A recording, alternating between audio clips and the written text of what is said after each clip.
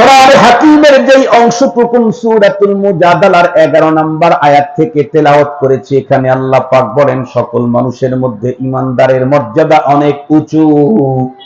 কি পরিমাণের মর্যাদা? আল্লাহ পাক বলেন আল্লাহু ওয়ালিয়্যুল্লাযীনা আমানু ইউখরিজুহুম মিনাদ-দুলুমাতি ইলান-নূর। আরো কত মর্যাদার কথা কোরআনে হাকিমে আল্লাহ পাক বর্ণনা করেন। তবে এই আয়াতের শেষের দিকেই পরক্ষণে আল্লাহ পাক বলেন ওয়াল্লাযীনা উতুল ইলমা দারাজাত। ঈমানদার তোমাদের কিন্তু চিরজীবন মনে রাখতে হবে, তোমাদের ভিতরে যারা হবে উলামায়ে কেরাম, যাদেরকে আল্লাহ পাক রব্বুল আলামিন ইলম দান করেছেন, তারা আমার নিকটে ভিআইপি। তোমাদের সকলের মর্যাদাই আমার কাছে অনেক উঁচু, তবে তোমাদের ভিতরে আমি রবের কাছে ভিআইপি কারা? ভিআইপি হলো উলামায়ে কেরাম। খুব ভালো করে বোঝার জন্য চেষ্টা করবেন। একজন মানুষ, বন্ধুরা আমার, খুব ভালো করে বুঝবেন। কয়েকদিন আগেও বাংলাদেশের পেপার পত্রিকাতে দেখলাম কি অমক নেতাকে সাসপেন্ড করা হয়েছে এতদিনের জন্য, অমককে বহিষ্কার করা হয়েছে দল থেকে। কেন? কারণ সে একজন ওই দলের ভিআইপির বিরুদ্ধে, বন্ধুরা আমার, মোবাইলে স্ট্যাটাস দিয়েছে।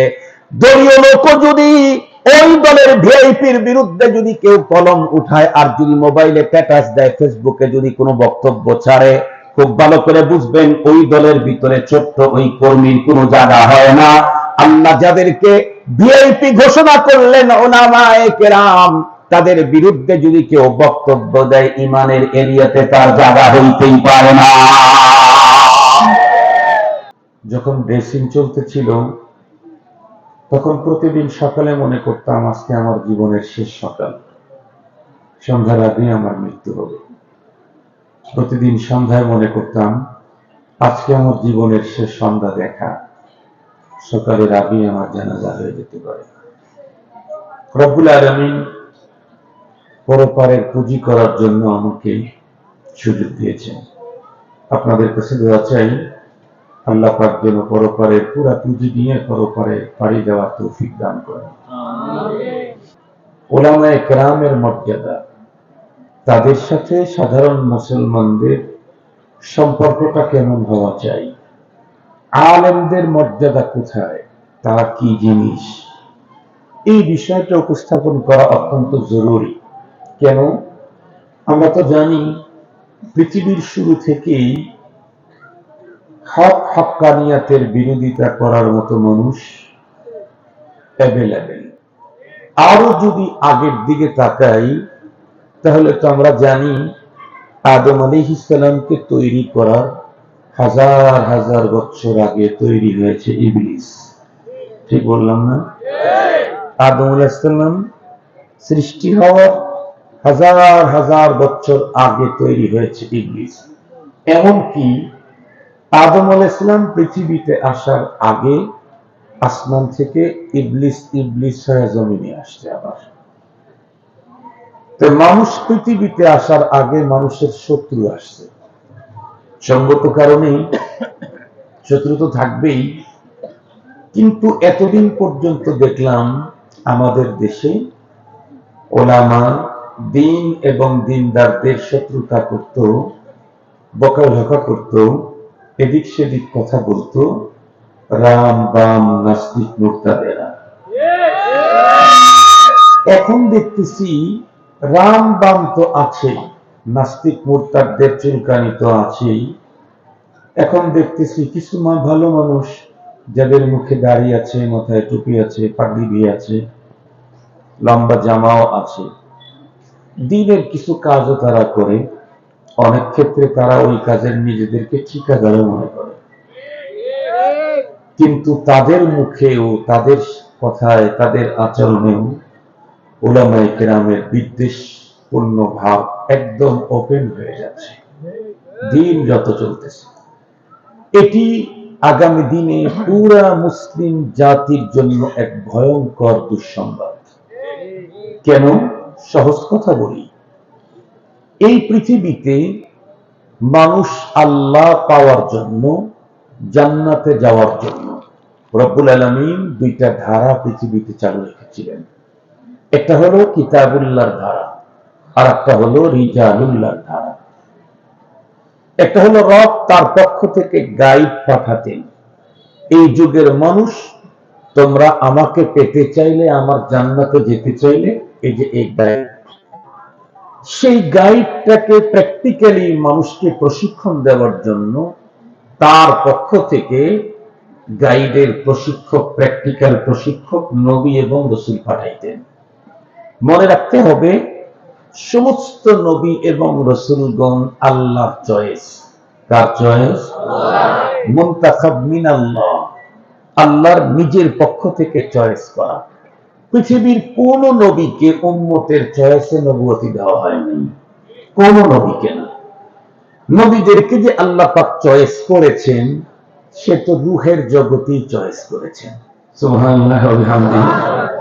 রূহের জগতে, ওই জগতে কনফারেন্স হয়েছে, সেই জগতে আল্লাহ তাআলা প্রথম কনফারেন্স হয়েছে, সেই কনফারেন্সের উপস্থিত যত আত্মা ছিল সেখান থেকে বেছে বেছে রব কিছু আত্মাকে চয়ন করে যাদেরকে নবুয়তি দিবেন এদেরকে এক্সট্রা আরেকটা গ্যালারিতে নিয়ে গেছেন।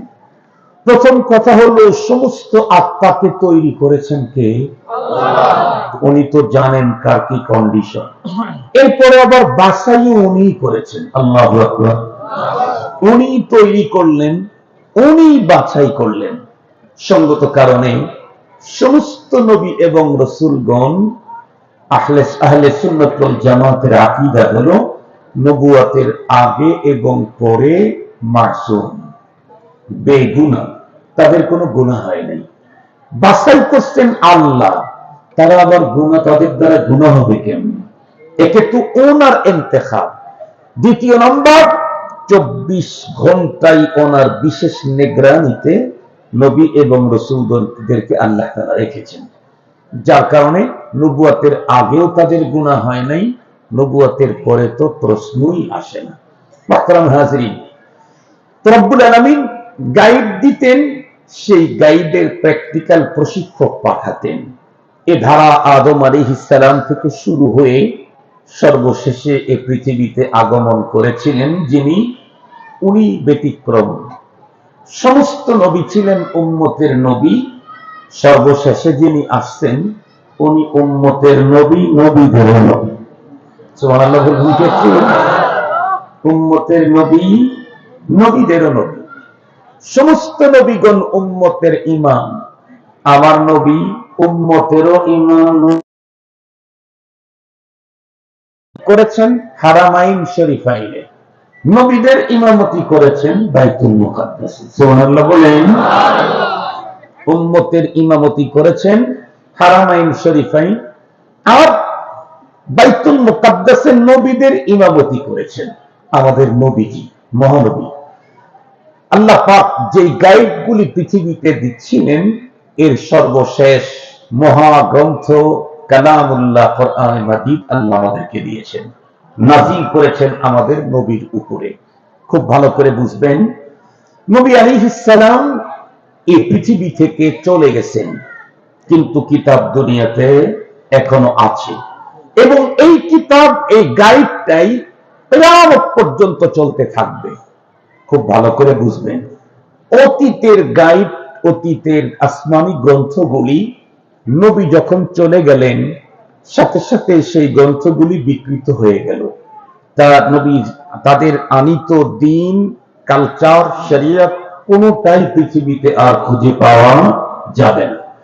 কিন্তু আমাদের পয়গম্বরের উপরে আল্লাহ পাক যে কিতাব নাজিল করলেন, সেই নবী আমাদের থেকে অ্যাবসেন্ট 1400 বছর পার হয়ে গেছে। 1400 বছর প্রায় পার হয়ে গেছে, পয়গম্বর সাল্লাল্লাহু আলাইহি ওয়াসাল্লাম আমাদের থেকে দূরে। কিন্তু আজ পর্যন্ত আল্লাহ পাকের কোরআনে তো পরিবর্তন হয় নাই, কিতাবে নবীজির শরীয়তেও কোনো পরিবর্তন হয় নাই। খুব ভালো করে বুঝবেন কেন? কোরআন তো হেফাজতের দায়িত্ব আল্লাহ পাক নিয়েছেন। ইন্না নাহনু নাযালনা যিকরা ওয়া ইন্না লাহু লাহাফিজুন। আমি এটা নাজিল করেছি, হেফাজত আমি করব। রব হেফাজত করবেন, কিন্তু উনি যে হেফাজত করবেন হেফাজতের পদ্ধতি আছে। আপনাদের এই অঞ্চলের কোন চেয়ারম্যানকে যদি আপনি ডেকে নিয়ে আসেন, নিয়ে এসে সবাই যখন আবেদন জানান, এখানে একটা বড় মাদ্রাসা, দেশ বিদেশ থেকে মেহমানরা আসে, রাস্তাটার একদম বেহাল দশা, আমরা আর কিচ্ছু চাই না, এমপি মহোদয় আপনার কাছে শুধু এই 1 কিলো রাস্তা চাই, কত কিলো রাস্তা চাই। এমপি যদি বলে ঠিক আছে রাস্তা আমি করে দিচ্ছি, তার মানে কি পরের দিন এমপি এসে কোদাল ধরে? আর একটু জোরে বলেন, কি ওখান থেকে ময়লা সরায়, রাস্তা ঝাড়ু দেয়? এমপি না বলে গেল আমি রাস্তা করে দেব? কথা বলেন না কেন? এমপি বলে গেছে রাস্তা করে দেব, তার অর্থ হলো এই রাস্তাটা পাকা হইতে, সুন্দর হতে যা যা লাগে সবকিছুর ব্যবস্থাপনা আমি করব, বা কাজ অন্য লোককে করাবো। মুহতারাম হাজিরিন, কোরআনে হাকিম আল্লাহ পাক নিজে নাজিল করেছেন, হেফাজতের জিম্মাদারি আল্লাহ পাক নিজে নিয়েছেন, ঘোষণা দিয়েছেন। তার অর্থ এই পৃথিবীর কোন নাস্তিক মুরতাদ কোরআনের বিরুদ্ধে দাঁড়াইলেই আল্লাহ এসে তার সাথে মোকাবেলা করবেন। কথা বলেন না কেন? না, পদ্ধতি তৈরি করে দিয়েছেন, সিস্টেম বানায় দিয়েছেন।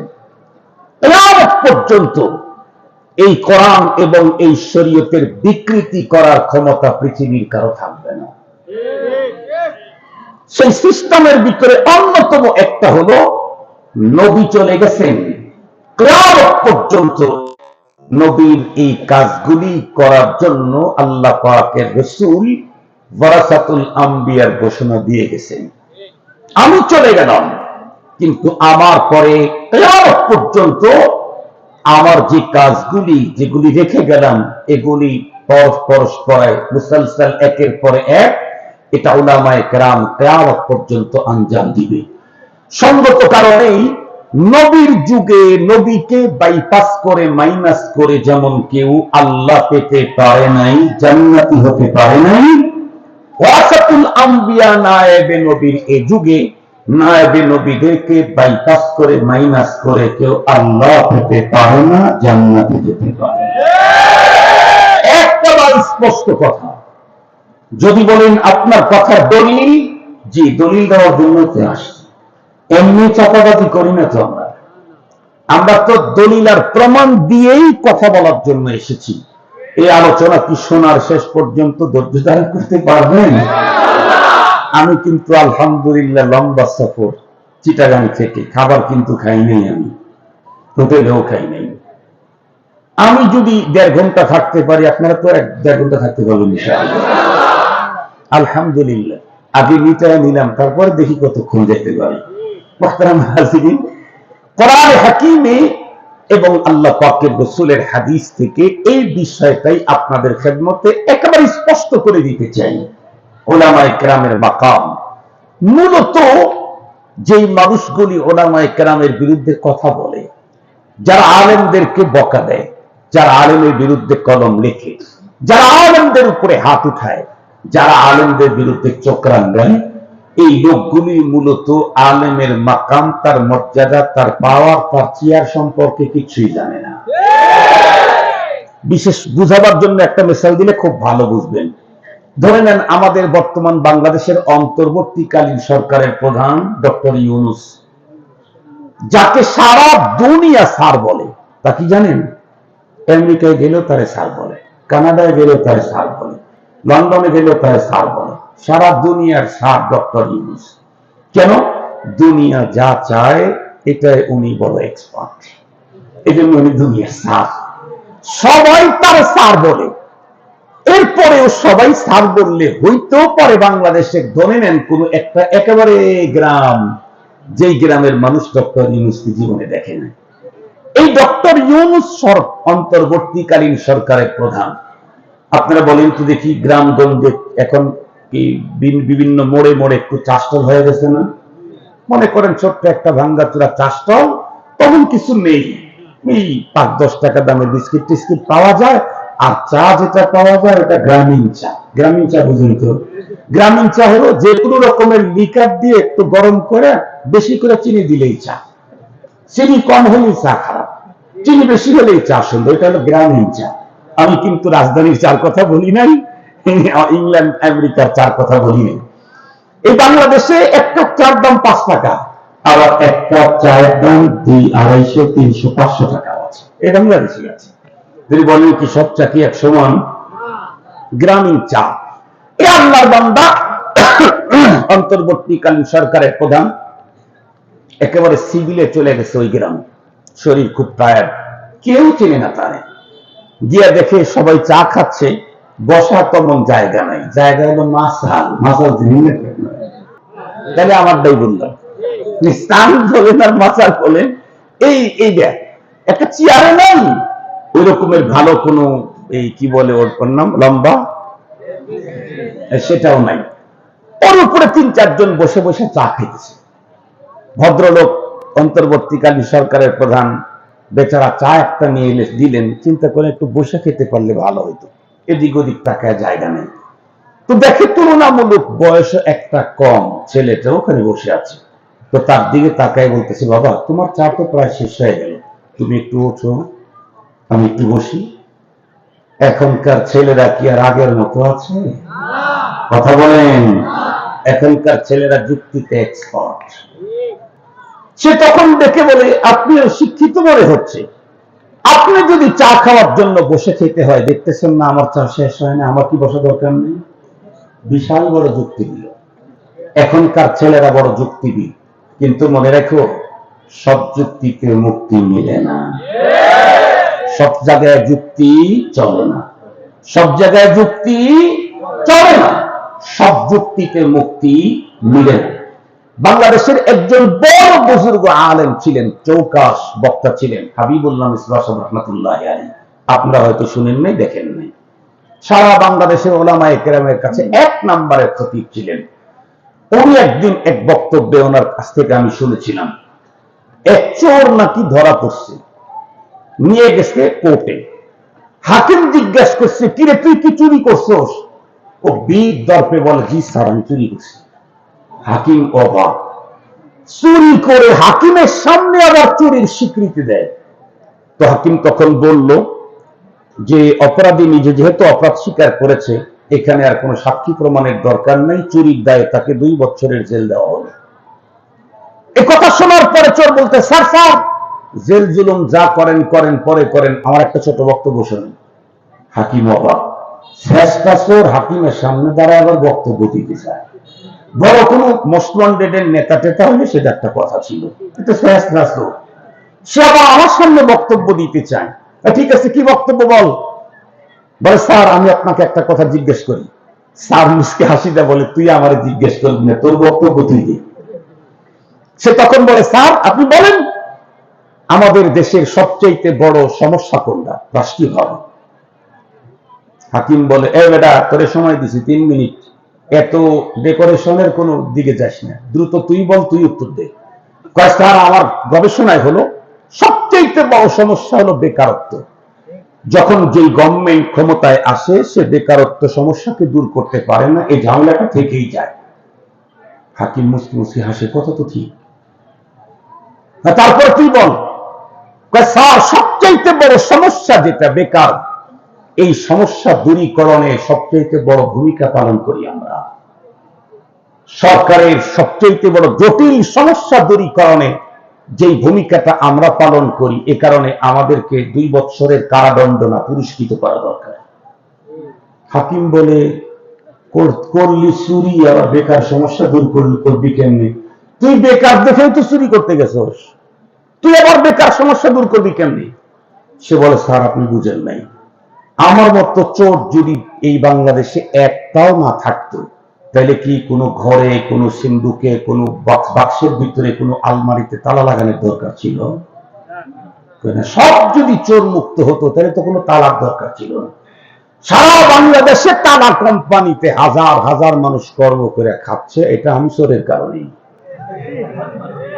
একটা চোর যদি দুনিয়াতে না থাকতো, এদেশে না থাকতো, তাহলে তালা লাগানোর দরকার ছিল না। আমার বড় ভাই হলো বড় চোর, ও যদি না থাকতো তাহলে রাত্রে বেলায় চৌকিদারের ডিউটি করা লাগতো না। ওর চাইতে বড় ভাই হলো আমার বড় ভাই ডাকাত, ও যদি না থাকতো তাহলে কোনো পুলিশের দরকার ছিল না। ওর চাইতে বড় ভাই হলো মোস্ট ওয়ান্টেড এর নেতা, যারা পুলিশকে দেখে ভয় পায় না। এরা যদি না থাকতো তাহলে নতুন করে র্যাব বাহিনী তৈরি করার প্রয়োজন ছিল না। তাহলে একেবারে সেনাবাহিনী থেকে শুরু করে বিজিবি থেকে শুরু করে সবগুলাই তো এই জাতীয় দুষ্কৃতিকারীদের কারণে, আমাদের মতো দুষ্কৃতিকারীদের কারণে, কেউ টাকা চুরি করতে চায়, কেউ দেশ চুরি করতে চায়, কেউ পাবলিকের টাকা চুরি করে, কেউ রাষ্ট্রের টাকা চুরি করে। কথা বলেন না কেন? কথা বলেন না? কেউ পাবলিকের টাকা চুরি করে, কথা বলেন, কেউ রাষ্ট্রের টাকা চুরি করে। তো সবাই তো চোর। চোরের গোষ্ঠী যদি না থাকতো তাহলে বিজিবি থেকে শুরু করে, বিজিবি কেন? রাষ্ট্র চোর যাতে চুরি করতে না পারে এটা ঠেকাবার জন্য। তো সবগুলি বাহিনীতে লক্ষ লক্ষ মানুষের কর্মসংস্থান হয়েছে আমাদের কারণে। সুতরাং আমাদেরকে পুরস্কার দেওয়া হোক।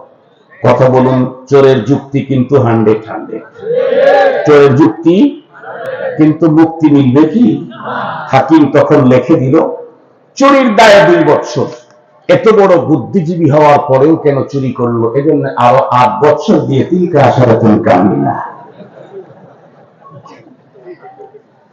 আপনারা তো তিলকা আশারাতুন কামিলা বুঝেন না, বুঝতে হলো ওলামায়ে কেরাম।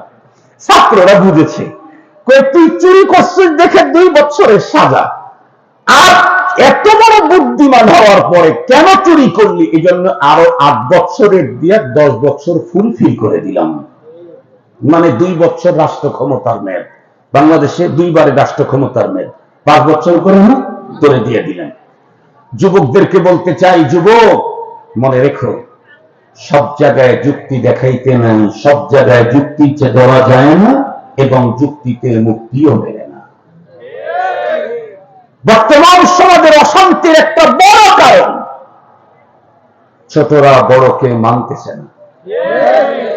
এটা কি মাদ্রাসা, কি মসজিদ, কি খানকা, কি স্কুল, কি কলেজ, কি ইউনিভার্সিটি? ছোটরা বড়দেরকে মানে না। এটি কখনো শান্তির পথ না, মনে রাখতে হবে। আল্লাহ আমাদেরকে বুঝার তৌফিক দান করুন। ওই যে বলতেছিলাম, মনে আছে না প্রধান উপদেষ্টার কথা? বেচারা ডাক দিয়ে বলে, আপনার তো বুদ্ধির গোষ্ঠী নাই। কেন? আপনি যদি চা খাইতে বসার প্রয়োজন হয়, আমিও তো চাই খাইছি, আমি কি বসে আছি? আল্লাহর বান্দা চিন্তা করলো, বাবা তুই বর্তমানে যে বুদ্ধিজীবী, আমি এখানে চুপ করে থাকি, আমি সারা দুনিয়ার সার হইলেও এদের কাছে সার না। এই লোকটা বসতে চাইলে বসতে দিল না। কিছুক্ষণ পরেই খবর পায়া চতুর্দিক থেকে বাহিনী চলে আসছে, সার আসছে, কাউকে না বলে। হায় হায়, একেবারে র্যাব, চিতা, কোবরা, পুলিশ, বিজিবি, আনসার টানসার যা আছে সব চলে আসছে। সবাই জানতে পারছে হুলস্থুল কি, প্রধান উপদেষ্টা আসছেন। পরে গিয়া দেখে যে ওই ভদ্রলোক যিনি চা নিয়ে একটু বসতে চাইছিলেন মাসারের উপরে, ওই প্রধান উপদেষ্টা। বলুন তো দেখি, এখন পরিচিত হওয়ার পরে কি বসতে দিবে ওখানে? এখনো বসতে দিবে না। কি করবে?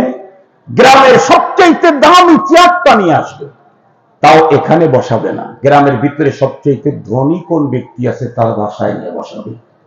শুধু তাই না, পিছনে সিরিয়াল দিবে।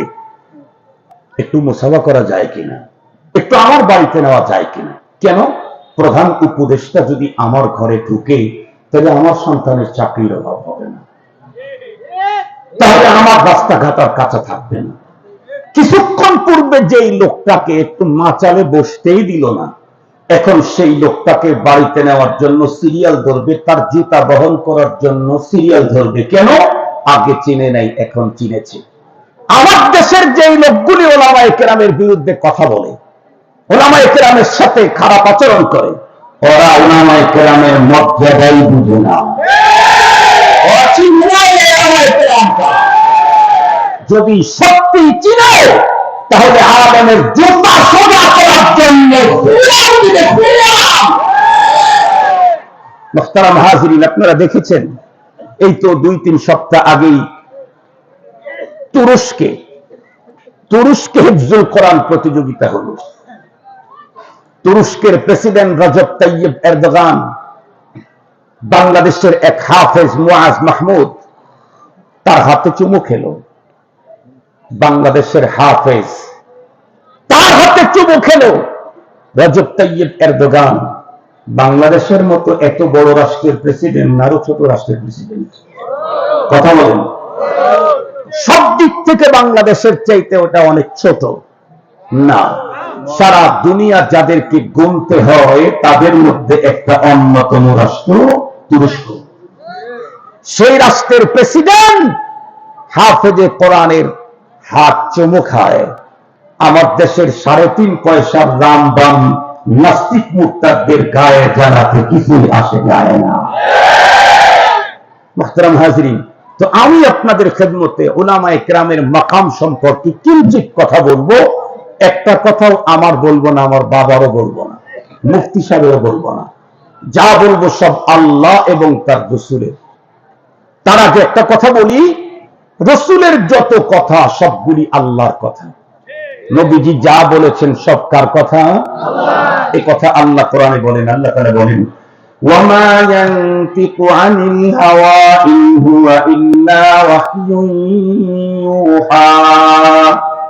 মৌলভী হরগিজ না গুফতে তা না গুফতে মৌলানা, মৌলানা হরগিজ না গুফতে তা না গুফতে মুস্তাফা, মুস্তাফা হরগিজ না গুফতে তা না গুফতে জিবরাইল, জিবরাইল হরগিজ না গুফতে তা না গুফতে রব্বুল জলিল।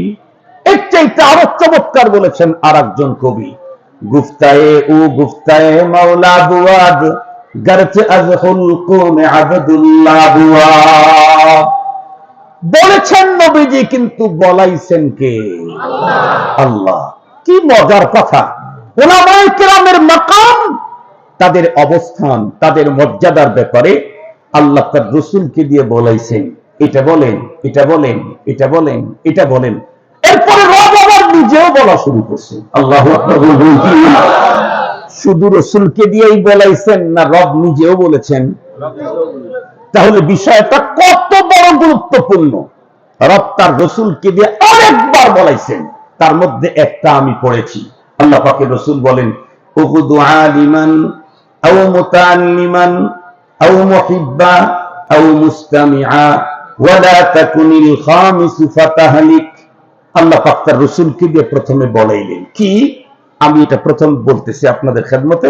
নবীজি বলেন, তোমরা 4 শ্রেণীর যে কোনো এক কাতারে থাকো, এর বাইরে যদি যাও তবে কিন্তু হালাক হয়ে যাইবা। বললেন নবীজি, বলাইলেন যেন কে? আল্লাহ।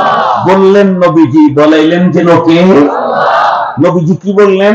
এই আমার উম্মত, 4 গ্রুপের কোন এক গ্রুপে তুমি শামিল থাকো, এর বাইরে যদি যাও হালাক হয়ে যাইবা। খুব ভালো করে শুনবেন। তার ভিতরে এক নাম্বার হলো উগদু আলিমান, তুমি আলিম হয়ে যাও, তুমি আলিম হও। কেন আলিম হলে কি হবে? বলে আলিম হলে তুমি এই পৃথিবীর আসমানের নিচে জমিনের উপরে সবচেয়ে শ্রেষ্ঠ মানুষ হতে পারবে।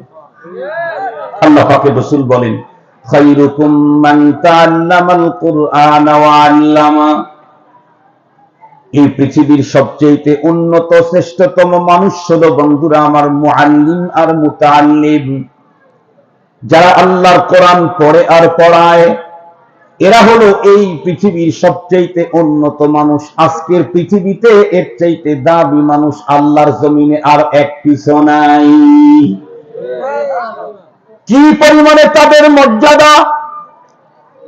এর প্রসঙ্গে স্বয়ং রব্বুল আলামিন সূরাতুল মুজাদালার 11 নম্বর আয়াতের শেষের অংশটুকু আমি পড়েছি। আল্লাহ বলেন, ইয়ারফাইল্লাহুল্লাযীনা আমানু মিনকুম ওয়াল্লাযীনা উতুল ইলমা দারাজাত। এই পৃথিবীর মানুষ ভালো করে বুঝেন, আল্লাহ পাক বলেন, এই পৃথিবীতে কোটি কোটি কোটি কোটি মানুষ আল্লাহ পাক তৈরি করেছেন। বর্তমান পৃথিবীতেও মানুষের সংখ্যা 800 কোটি। আল্লাহ পাক বলেন, এই কোটি কোটি মানুষের মধ্যে সবচেয়ে মর্যাদায় উত্তীর্ণ হলো একটা গ্রুপ, যারা ঈমানদার। ঈমানদারের মর্যাদা অনেক উপরে। কত উপরে? আল্লাহ পাক নিজেই বলেন ঈমানদারের মর্যাদা কত উপরে। রব্বুল আলামিন বলেন, আল্লাহু ওয়ালিয়ুল্লাযীনা আমানু ইউখরিজুহুম মিনাদ-দুলুমাতি ইলান-নূর। আল্লাহ পাক বলেন, এই পৃথিবীর ঈমানদার যারা, তাদের গার্ডিয়ান আমি। আল্লাহু আকবার বলবেন কি? সবচেয়ে বড় রব যিনি, উনি যদি আমার গার্ডিয়ান হন, আমার মর্যাদা কত উঁচায়। আপনাদেরকে আরো সহজে বুঝবার জন্য একটা ঘটনা শোনাই। বাংলাদেশের পতিত সরকারের একজন মন্ত্রী এমপি ছিল, একজন এমপি আপনারা সবাই জানেন, যিনি প্রতি রাত্রেই তাহাজ্জুদের নামাজ পড়তেন 70 থেকে 80 রাকাত। মনে পড়ে নাকি আপনাদের? মনে পড়ে? উনি অবশ্য এখন নাই, এ কারণেই দেশের মধ্যে মনে হয় অশান্তি, তাহাজ্জুদ বন্ধ হয়ে গেছে।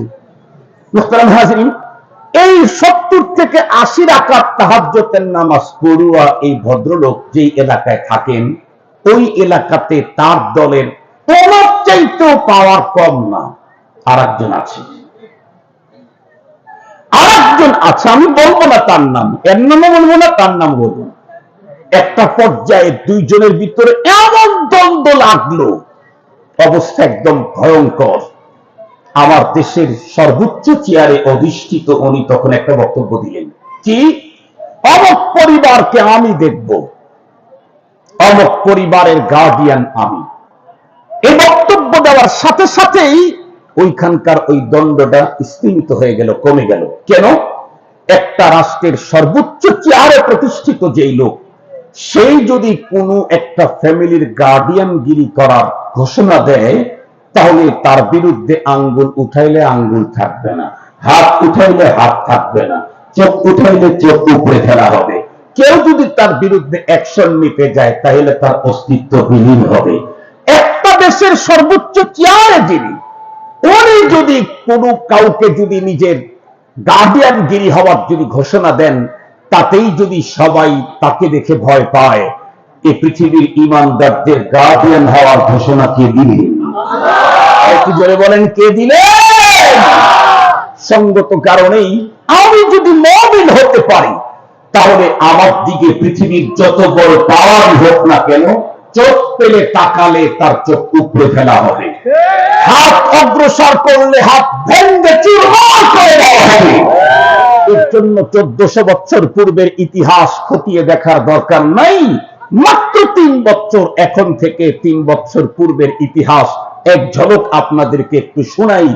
আমরা প্রত্যেকেই জানি বর্তমান পৃথিবীর সবচাইতে বড় সুপার পাওয়ার আমেরিকা। এই আমেরিকা আফগানিস্তানের উপরে তার চোখ পড়ল, সে ভিতরে ভিতরে প্ল্যান তৈরি করলো আফগানিস্তানকে তছনছ করে দিবে। কিন্তু কোন পদ্ধতিতে? এই জন্য উপরে একটা ব্যানার লাগাইল। কি ব্যানার? ব্যানার হলো সন্ত্রাস আর জঙ্গিবাদের ব্যানার। বলল আফগানিস্তানে ওরা হলো জঙ্গি সন্ত্রাসী, আর আমরা হলাম শান্তিকামী। বাংলাদেশে শান্তি প্রতিষ্ঠার ঠিকাদার আমরা আমেরিকা। সুতরাং জঙ্গি আর সন্ত্রাসীকে দমন না করলে বিশ্ব শান্তি আসবে না। এ কারণে সে তার মিত্র বাহিনীকেও ডাকলো। একটা পর্যায়ে সকলে মিলে আজকের পৃথিবীর সবচেয়ে লেটেস্ট উন্নত মানের অস্ত্রে শস্ত্রে সজ্জিত হয়ে আফগানিস্তানে হামলা করলো। ওই দেশের ঈমানদার, ওদের কোনো পুঁজি নাই ঈমান ছাড়া, ওদের একটাই পুঁজি, সেটা হলো ঈমানটা বড় সুন্দর, ঈমান বড় মজবুত, ঈমান বড় পাক্কা, ঈমান বড় সাচ্চা, ঈমান বড় পাক্কা। আর কোনো তেমন কোনো ওদের অস্ত্র নেই। ওরা সর্বপ্রথম যেই অস্ত্র দিয়ে মোকাবেলা করেছে সেটি হলো ইট, না হয় পাথরের টুকরো, না হয় লাঠি। ওদের যোদ্ধাদের অবস্থা তো এই ছিল, নিজের পায়ে স্যান্ডেল পরার মতো যোগ্যতাও ছিল না, খালি পায়ে চলত। 2 মাস পর্যন্ত শুকনো রুটি পানি দিয়ে ভিজিয়ে ভিজিয়ে খেয়ে কোন রকম জীবন বাঁচাইছে খোরদান আজবরাইজিস্তান। যারা বছরের পর বছর নিজেদের ঘরে এক রাত্রি আরামের বিছানায় পিঠ লাগাইতে পারে নাই, আফগানিস্তানের তুরাবড়া পর্বতের গুহার ভিতরে আত্মগোপনে কোন রকম করে জীবন বাঁচাইছে। এর বিরুদ্ধে লড়তে আসছে কে? আমেরিকা। প্রশিক্ষণ প্রাপ্ত বাহিনী, একা আসে নাই, ফ্রেন্ড সার্কেলকে নিয়েই এসেছে, অস্ত্র শস্ত্রে সজ্জিত। কিন্তু রব্বুল আলামিনের তো ঘোষণা আগেই আছে। আল্লাহ বলেন, ওয়ালা তাহিনু ওয়ালা তাহজানু ওয়া আনতুমুল আ'লাউন ইন কুনতুম মুমিনিন। তোমার যদি শুধু একটা কোয়ালিটি উন্নত থাকে, সেটা হলো ঈমান, তাহলে আর তোমার ভয় পাওয়ার কিছু নাই, তোমার পেরেশান হওয়ার কিছু নাই। পৃথিবীতে যতই অত্যাধুনিক অস্ত্র নিয়ে আসুক না কেন, ইমানি তাকতের সামনে কেউ কোনোদিন টিকে নাই, কিয়ামত পর্যন্ত টিকতে পারে না। শেষ পর্যন্ত যুদ্ধ চলল 20 বছর। 3 বছর আগে কি দেখলাম, হঠাৎ করে সুর পাল্টে গেল আমেরিকার। কি সুর পাল্টিল কেন? আমেরিকা বলে না আফগানিস্তান জঙ্গি না, সন্ত্রাসী না, তো কি শান্তিকামী। হঠাৎ করে শান্তিকামী হয়ে গেল। ভিতরে খোঁজ নিয়ে দেখা গেল রসদপত্র যুদ্ধের যা পাঠিয়েছিল তা তো থাকেই না, সৈন্যও থাকে না। কিছুদিন পরে আবার পাঠায়, আবার সংকট, আবার পাঠায়, আবার সংকট, আবার পাঠায়, আবার সংকট। এভাবে চলতে থাকলে তো অবস্থা বেগতি। এ কারণে মুহূর্তেই সুর চেঞ্জ করলো। এখন দেখে বলে তোমরা শান্তিকামী, আমরা শান্তির ঠিকানা, ঝামেলা নাই, আসো বসো একটু এক জায়গায় শান্তি চুক্তি কথাবার্তা বলি, সমঝোতায় আসি। ইমানদারেরা চিন্তা করলো 20 বছর পর্যন্ত খাওয়ার পরে পেট ভরে গেছে, এখন যদি যেতেই চায় দেখি সিস্টেম যদি আমাদেরটা হয়, ওদেরকে ছেড়ে দিলে সমস্যা কি? ওনারা তখন বললেন যেতে পারবা খালি হাতে, যেতে পারবা খালি হাতে, জানি আসতো একটাও রিটার্ন ব্যাক পাইবা না। যদি এতে রাজি না হয় তাহলে যেগুলি ব্যাগ দিতে চাইতেছি সেগুলো ব্যাগ পেবে না। তার মানে বুঝছেন তো কি, এখন তো সৈন্যগুলি নিয়ে যেতে পারবা, আর যদি রাজি না হও একটা সৈন্য নিতে পারবা না। আফগানিস্তান তোমাদের কবরস্থান। শেষ পর্যন্ত আমেরিকা পাল্টি খেয়ে নির্লজ্জভাবে ওখান থেকে ভয়ঙ্কর পরাজয় বরণ করে দেশে প্রত্যাবর্তন করতে বাধ্য হয়েছে। কেন? রব তো আগেই বলে দিয়েছেন মুমিন যারা হয় তাদের গার্ডিয়ান আমি। সুতরাং রব যদি কারো গার্ডিয়ানগিরি করার ঘোষণা দেন, তার সাথে মোকাবেলা করে পৃথিবীর আমেরিকার বাবাও টিকতে পারবে না। মুসলমান ভাইরা, আমার লম্বা কথা বলতে চাই না। কোরআন হাকিমের যেই অংশটুকু সূরাতুল মুজাদালার 11 নম্বর আয়াত থেকে তেলাওয়াত করেছি, এখানে আল্লাহ পাক বলেন সকল মানুষের মধ্যে ঈমানদারের মর্যাদা অনেক উঁচু। কি পরিমাণের মর্যাদা? আল্লাহ পাক বলেন আল্লাহু ওয়ালিয়ুল্লাযীনা আমানু ইউখরিজুহুম মিনাদ-দুলুমাতি ইলান-নূর। আরো কত মর্যাদার কথা কোরআনে হাকিমে আল্লাহ পাক বর্ণনা করেন। তবে এই আয়াতের শেষের দিকেই পরক্ষণে আল্লাহ পাক বলেন ওয়াল্লাযীনা উতুল ইলমা দারাজাত। ঈমানদার তোমাদের কিন্তু চিরজীবন মনে রাখতে হবে, তোমাদের ভিতরে যারা হবে উলামায়ে কেরাম, যাদেরকে আল্লাহ পাক রব্বুল আলামিন ইলম দান করেছেন, তারা আমার নিকটে ভিআইপি। তোমাদের সকলের মর্যাদাই আমার কাছে অনেক উঁচু। তবে তোমাদের ভিতরে আমি রবের কাছে ভিআইপি কারা? ভিআইপি হলো উলামায়ে কেরাম। খুব ভালো করে বোঝার জন্য চেষ্টা করবেন। একজন মানুষ বন্ধুরা আমার খুব ভালো করে বুঝবেন, কয়েকদিন আগেও বাংলাদেশের পেপার পত্রিকাতে দেখলাম কি অমুক নেতাকে সাসপেন্ড করা হয়েছে এতদিনের জন্য, অমুককে বহিষ্কার করা হয়েছে দল থেকে। কেন? কারণ সে একজন ওই দলের ভিআইপির বিরুদ্ধে বন্ধুরা আমার মোবাইলে স্ট্যাটাস দিয়েছে। দলীয় লোক যদি ওই দলের ভিআইপির বিরুদ্ধে যদি কেউ কলম উঠায় আর যদি মোবাইলে স্ট্যাটাস দেয়, ফেসবুকে যদি কোনো বক্তব্য ছাড়ে, খুব ভালো করে বুঝবেন ওই দলের ভিতরে ছোট্ট ওই কর্মীর কোনো জায়গা হয় না। আল্লাহ যাদেরকে ভিআইপি ঘোষণা করলেন উলামায়ে কেরাম, তাদের বিরুদ্ধে যদি কেউ বক্তব্য দেয় ঈমানের এরিয়াতে তার জায়গা হইতেই পারে না। খুব ভালো করে বুঝবেন। আমার দেশের অনেকেই তো মনে করে এগুলি মোল্লাদের বক্তব্য। আমি নামাজ পড়ি, রোজা রাখি, হজ করি, যাকাত দেই, আমি মুখের ভিতরে দাড়ি রেখেছি, আমার মাথার ভিতরে হুজুরের চাইতে উন্নত পাগড়ি আছে, পরনের ভিতরে লম্বা জামা আছে, আমি তো প্রতি মাসে উমরায় যাই, আমি মাদ্রাসায় সন্তানদেরকে দিয়েছি, আমি মাদ্রাসা নিজে করেছি, মসজিদের মুতাওয়াল্লি আমি, ঈদগাহ মাঠের টোটাল জায়গাটাই আমার দেয়া। এরপরে আমি কবরস্থানের জন্য কয়েক বিঘা জমি দান করে দিলাম। আমি মুমিন না তোকে মুমিন। খুব ভালো করে মনে রাখবেন, খুব ভালো করে মনে রাখবেন। কয়েক বছর আগে এখানে বলেছিলাম আমরা যে নামাজ আদায় করি, নামাজ আদায় করা একটা ফরজ, কিন্তু এই একটা ফরজ আদায় হওয়ার জন্য আরো 13টা ফরজ আদায় করা লাগে। নামাজের বাহিরে ভিতরে পড়েন না, একটু বক্তব্যের পড়াটা পড়েন। নামাজের বাহিরে ভিতরে 13 ফরজ। নামাজের একটা একটা ফরজ আদায় করতে আরো ফরজ লাগে কয়টা? 13 ফরজের কোন একটা যদি বাদ পড়ে তাহলে তো নামাজের এক ফরজ হয়েই যায়। আর জোহরের নামাজ মনে করেন ফরজ, একটা ফরজ, এটা আদায় করতে কয়টা ফরজ লাগবে? 13টা ফরজ। শুধু 13 ফরজ দিয়ে নামাজ হয় না, না, ওয়াজিব 14টা লাগে। কথা বলেন, ওয়াজিব 14, কোন একটা যদি কোনো মানুষ ইচ্ছাকৃত ছেড়ে দেয়, জিন্দেগিতে সৌসেজদা দিয়েও নামাজ হবে না। অনিচ্ছাকৃত যদি ছাড়া পড়ে তাও আবার সৌসেজদা দেওয়া লাগে, তার মানে জরিমানা দেওয়া লাগে। কথা কি বুঝাইতে দিচ্ছে আমাদেরকে? 2টা সেজদা বেশি দে আল্লাহকে, কেন তোর অনিচ্ছায় এই কাজটা হয়ে গেল। তাহলে একটা ফরজ আদায় করতে 27টা কাজ লাগে, 13টা ফরজ, 14টা ওয়াজিব। এই 13 ফরজের একটা হলো কাপড় পাক। কথা বলেন, 13 ফরজের একটা কি? আমি যে কাপড় পরে সালাত আদায় করবো সেটা কি হতে হবে? এই কাপড়টা পাক হতে চাইলে ধরেন আমাদের এই দেশে নাপাকি আছে 20 আইটেমের, যেমন মানুষের পেশাক নাপাকি, নাপাক, পায়খানা নাপাক, পুজ নাপাক, ব্লাড নাপাক, শরীর থেকে বের হওয়া অন্য পানিগুলা নাপাক, বিশেষ অঙ্গ থেকে যে 3-4 প্রকারের পানি বের হয় সবগুলা নাপাক, এই ইত্যাদি ইত্যাদি, ধরেন 20 প্রকারের নাপাক আছে। এই কাপড়টা পাক হওয়ার জন্য কয়টা নাপাক থেকে সেফ থাকতে হবে? কথা বলেন, 20টা থেকেই যদি কাপড়টা সেফ থাকে তাহলে কাপড়টা পাক। কিন্তু নাপাক হওয়ার জন্য কি 20টাই লাগে নাকি? কমপক্ষে 10টা লাগতে হবে। একটা হলেই নাপাক।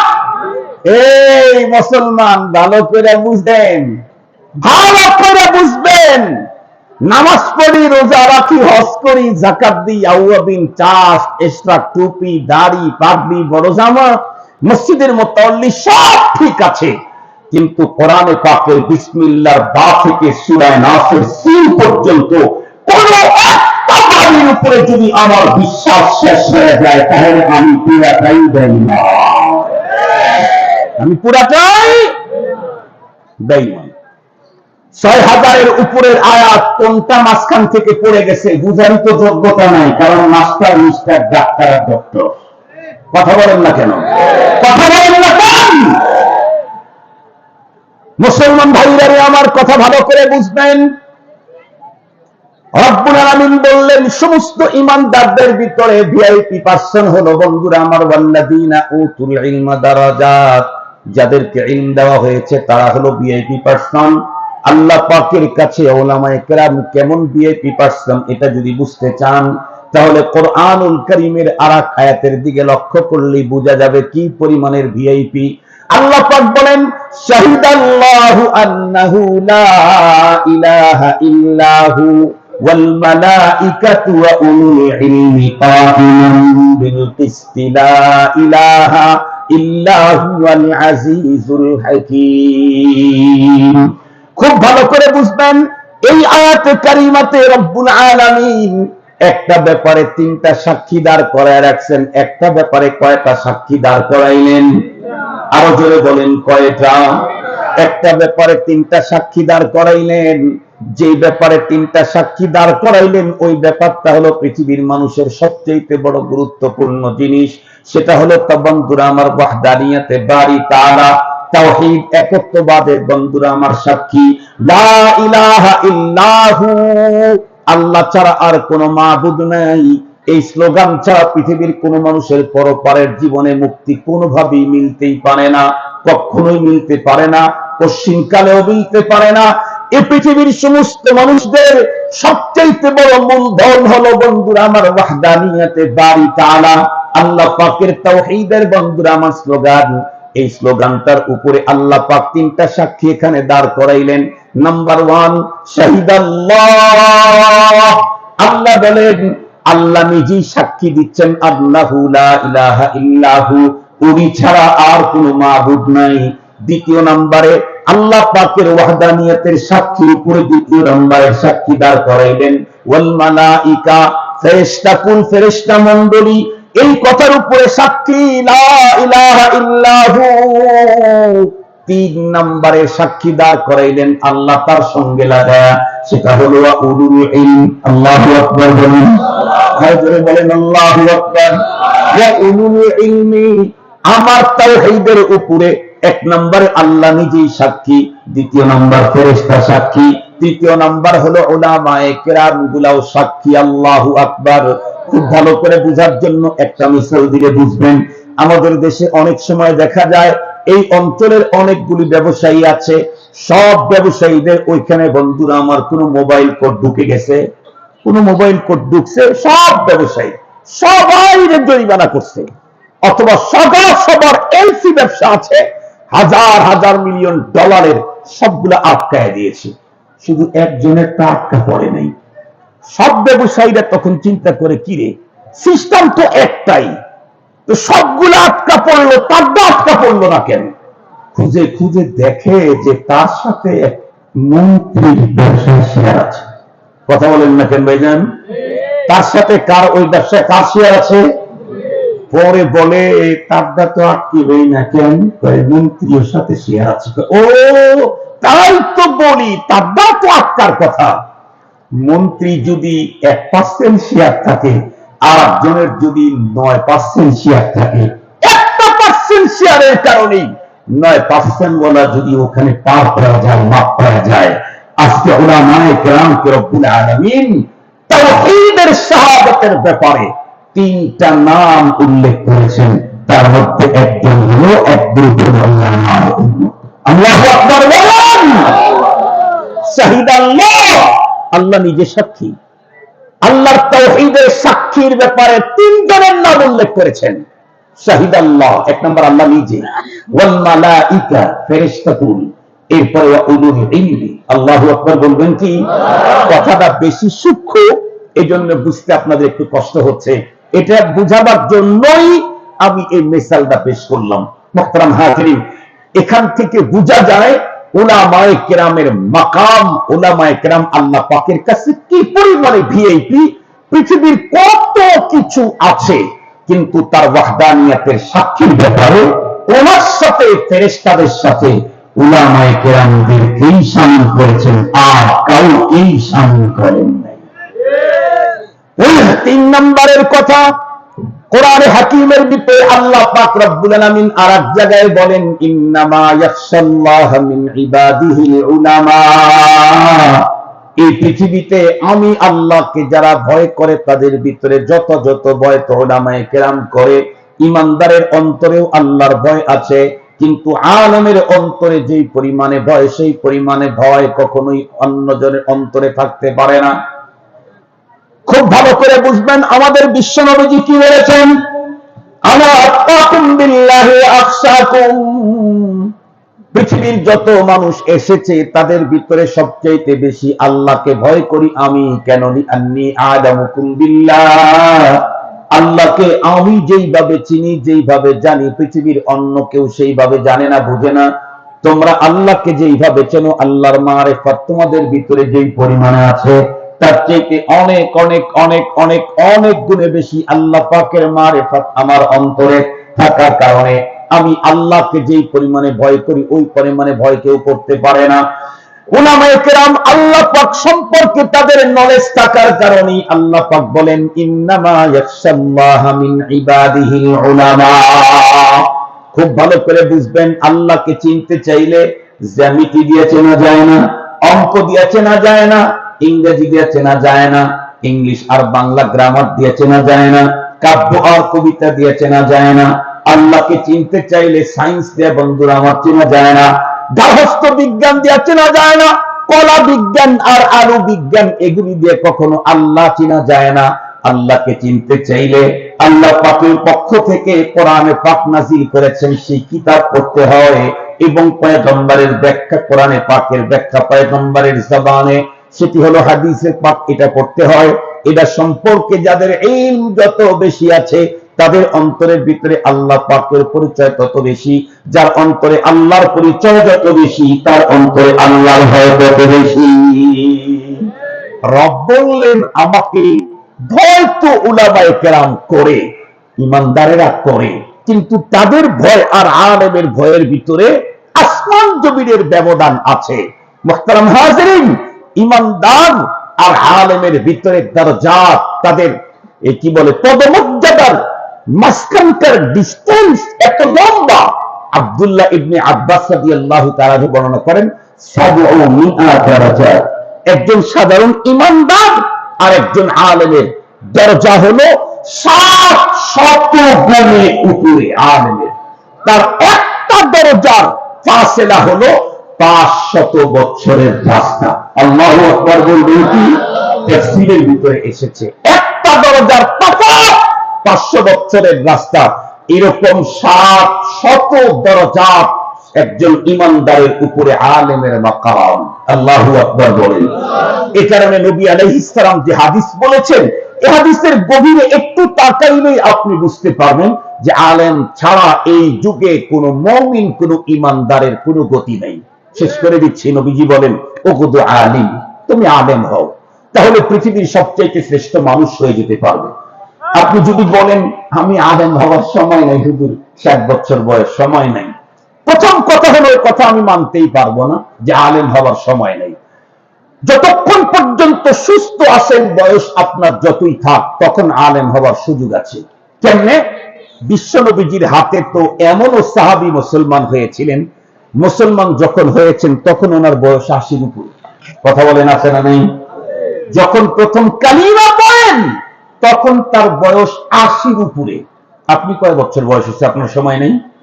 2 নাম্বার মেনে নিলাম, আলেম হওয়ার সময় নাই। নবীজি বললেন, তাহলে ও আও মুতাআল্লিমান, তাহলে আলেমের ছাত্র হয়ে যান।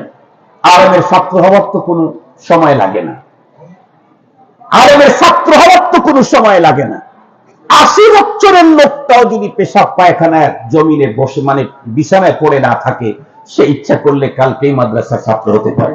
জ্বলন্ত প্রমাণ, ঢাকা শহরে ডজন ডজন নৈশ মাদ্রাসা আছে। নৈশ মাদ্রাসা ঢাকা শহরে ডজন ডজন।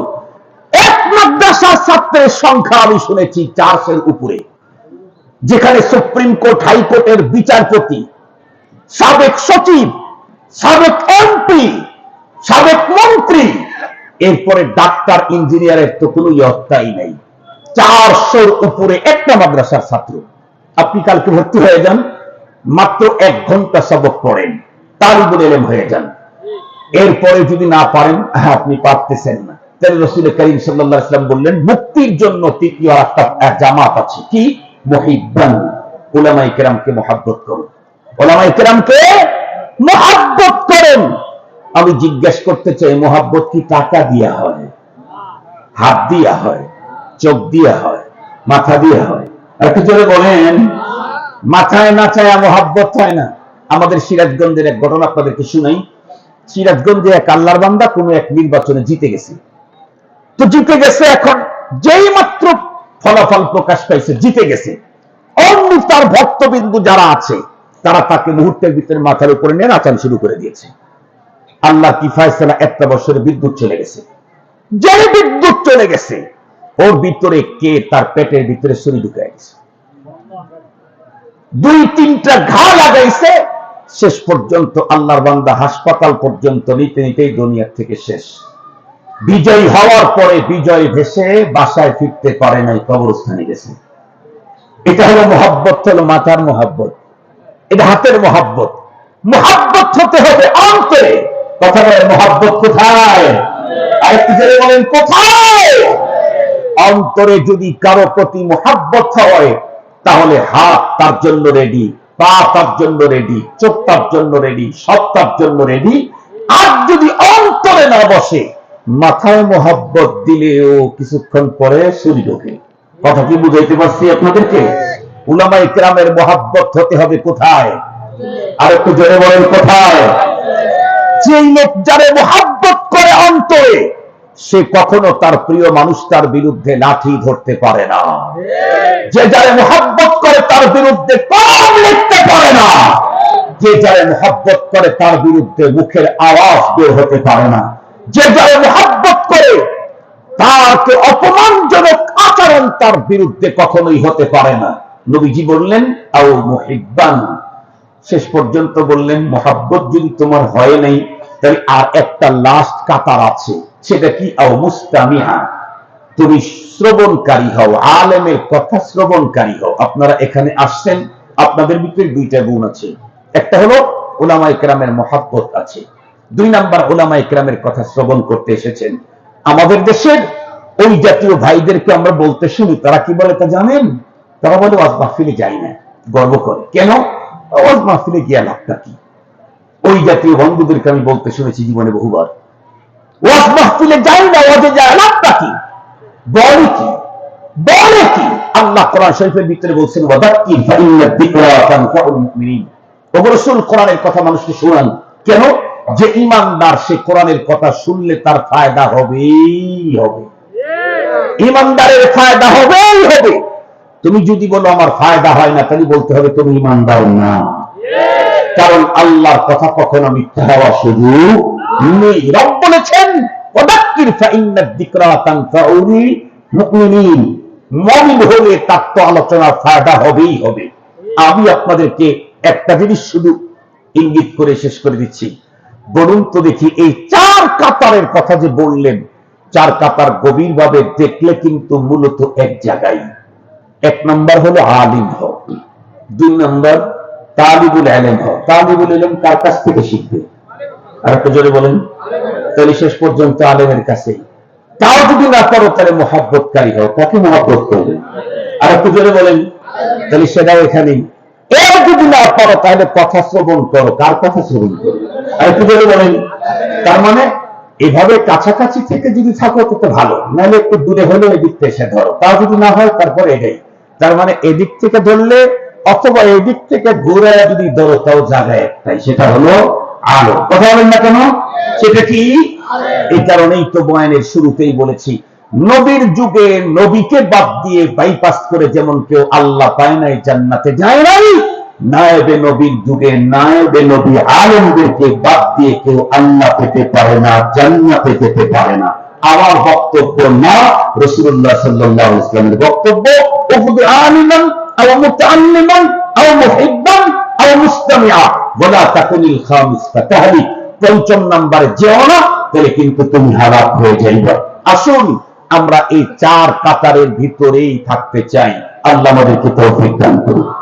আর একটু জোরে বলেন আমিন। আর একটু জোরে বলেন আমিন। আর একটা হাদিস আলেমের মর্যাদা সম্পর্কে বলে শেষ করে দিই। আল্লাহ পাকের রাসূল বলেন, ইয়াশফাউ ইয়াউমাল কিয়ামতি আল আম্বিয়া। আলেমের মর্যাদা ভালো করে শুনবেন। কিয়ামতের দিন নবীগণ আল্লাহর কাছে সুপারিশ করবে অপরাধীদেরকে, আল্লাহ এটাকে মাফ করে দেন। ওইটা অপরাধী, আল্লাহ ওইটাকে মাফ করে দেন। এরপরে ওয়াল উলামা, সুবহানাল্লাহ বলেন। নবীদের পরে এই হাদিসে কাদের নাম আছে? উলামায়ে কেরাম। সুম্মা শুহাদা, যারা আল্লাহর জমিনে আল্লাহর দ্বীন জিন্দা করার জন্য বুকের রক্ত ঢেলে দিয়ে স্ত্রীকে বিধবা করে সন্তানদেরকে এতিম করে শাহাদাতের পেয়ালা পান করলো, তাদের নামটা 3 নম্বরে নবীজি বলেছেন। কয় নম্বর বলেছেন? 3 নম্বরে। ইয়াস্তাউ ইয়াউমাল কিয়ামাতি আল আম্বিয়া ওয়াল উলামা সুম্মা শুহাদা। এমনি তো সুম্মা লিতাখির, এমনি তো সুম্মা লিতাখির। মুহতারাম হাজিরিন, এই কারণে উলামায়ে কেরামের মাকাম কত উঁচু। সঙ্গত কারণেই পারলে উলামায়ে কেরামের সাথে কমপক্ষে মহব্বতের সম্পর্ক রাখতেই হবে, না পারলে তাদের কথা শ্রবণ করতে হবে। কারণ শ্রবণ করলেই এক সময় মহব্বতের আগুন লেগেই যাবে। এই কারণেই তো রাসূল করিম সাল্লাল্লাহু আলাইহি ওয়াসাল্লামের যুগে মক্কার কাফের মুশরিকরা বলতো, ওনার কাছে যাইও না, ওনার কথা শুনো না। কেন? কথা শুনলেই কাম হয়ে যায়, কথা শুনলেই কাম হয়ে যায়। আমাদের দেশের যেই সমস্ত মানুষগুলি ওয়াজ মাহফিলে আসে, এরা কিন্তু আলেম বিদ্বেষী হয় না। আলেম বিদ্বেষী কারা হয়? যারা মসজিদে যায় না, মাদ্রাসায় যায় না, খানকায় যায় না, আলেমের কথাই শোনে না, তারা হলো আলেম বিদ্বেষী। ঠিক বললাম না? ঠিক বললাম। এই কারণে নবীজি বলেছেন, তুমি শুনতে থাকো, শুনলেই মহব্বতের আগুন লেগে যাবে। আল্লাহ পাক আমাদেরকে 4 গ্রুপের কোন এক গ্রুপে শামিল রেখে পরপারে মুক্তির ব্যবস্থা করে দিক। ওয়া আখিরু দাওয়ানা আলহামদুলিল্লাহি রাব্বিল আলামিন। আসসালামু আলাইকুম ওয়া রাহমাতুল্লাহ।